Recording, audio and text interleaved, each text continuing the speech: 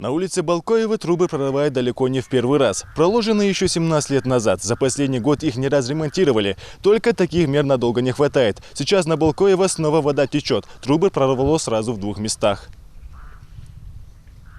О проблеме с порывом водовода житель этой улицы поделился в социальных сетях. Такая картина здесь наблюдается уже 3 месяца. По словам Рашида Талдиева, они обращались в ЖКХ несколько раз. И каждый раз им отвечали, что проверят и устранят порывы. Но в конечном итоге все заканчивалось обещаниями. Неоднократно обращались в водоканал, ЖКХ. И что они отвечали? Безрезультатно все, обещали приехать посмотреть. То есть в течение 3 месяцев вы обращались и никаких действий, даже не пришли, не оценили ситуацию, да? Нет, никаких действий с их стороны не было. Было обращение в Инстаграм, после чего была реакция с их стороны. Сколько заявок было за это время?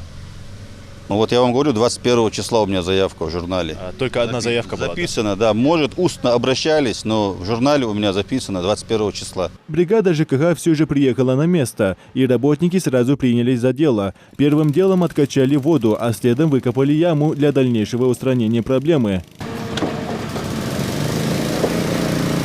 Мы эти порывы устраняем в порядке очереди. В зависимости от сложности, там большой он, маленький. Если много воды утекает, то моментально иногда реагируем. Трубы ветхие и изношенные, поэтому не выдерживают давления. Особенно такие порывы бывают в осеннее время. Жители уже практически не занимаются огородом и, соответственно, не используют много воды. По этой причине напор увеличивается, а старые трубы лопаются.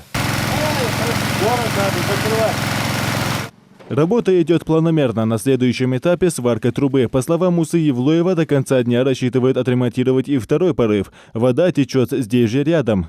Данный порыв устраняется.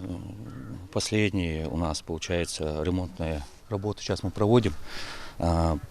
Помимо этого, сейчас мы заглушили воду, получается, устранили порыв. Данный этап завершен. Сейчас будем закапывать данную яму. Проблема с ветхими трубами – вопрос острый не только в Карабулаке, но и по всей республике в целом. Как отмечает в Ингуш-Регион-водоканале, работа по замене старых линий водопровода на новые уже начата. Занимались анализом, мониторингом этих труб, выявляли их проценты изношенности, общее количество, протяженность труб.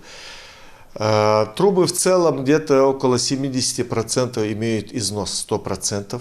То есть есть крайняя необходимость в их замене. Есть программа «Чистая вода». На будущий год запланированы большие работы по замене труб, которые уже крайне необходимо менять. Жителям остается только надеяться, что проблемы устранят, и им больше не придется наблюдать у своих ворот лужи, образовавшиеся из-за прорывов труб. Муса Измайлов, Мейрбек Миржоев, Новости 24.